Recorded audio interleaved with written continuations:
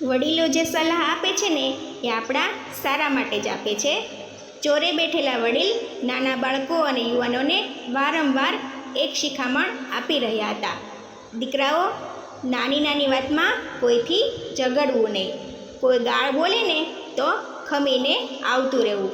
બને ત્યાં સુધી ઝઘડો ન કરવો. સહનશક્તિ કરવી, ઝઘડા કરવામાં કાંઈ મજા નથી. લડવામાં તો બધાય બળુકા જ હોય, પણ નાની નાની વાતમાં લડવું ને એ મૂર્ખાઈ કહેવાય. અને કદાચ આપણાથી દુબળો માણસ આપણને બે શબ્દ કહી જાય ને તો એનાથી તો ક્યારેય ન ઝઘડવું.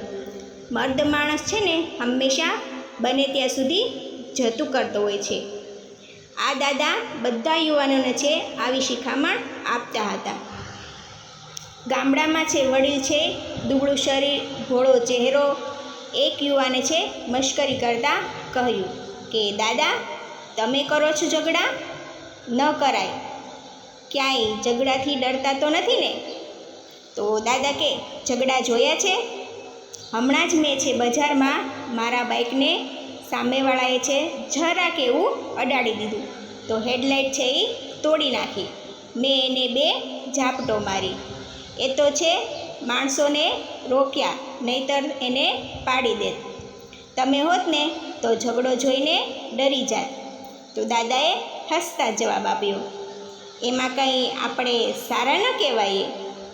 અબળાને મારવો ને એ તો મર્દાનગીનું કામ કહેવાય. અને રહી વાત ઝઘડાથી ડરવાની, તો એકબીજાને ઝાપટો મારવીને એ કાંઈ ઝઘડો ન કહેવાય, એને તો ધીંગા મસ્તી કહેવાય. આ જો કપાયેલો હાથ. 40 વર્ષ પહેલાં બાજુના ગામમાં છે સીમડા બાબતે ઝઘડો થયો હતો.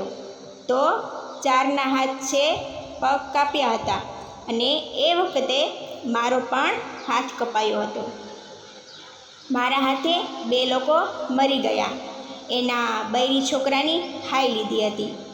ત્યારથી જ મેં નક્કી કર્યું કે ઝઘડામાં છે નુકસાન બંને બાજુથી થાય છે.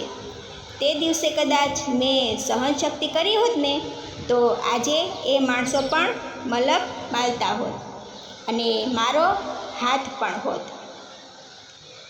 આ બધા અનુભવ અને આપવીતીથી બધા યુવાનોને સારી શિખામણ આપું છું કે બને ત્યાં સુધી ઝાપટ ખાઈને આવવું, પણ ઝઘડો ન હોવો જોઈએ.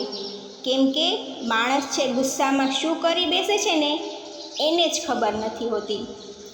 છેલ્લે ઉતરી ગયેલા ચહેરા સાથે જુવાન એટલું જ બોલ્યો કે હે દાદા, ઝઘડામાં હાથે કપાય? આવા ઝઘડા તો ખાલી મેં ફિલ્મોમાં જ જોયા છે. વડીલો જે સલાહ આપતા હોય ને એ આપવીતી અને અનુભવ હોય છે.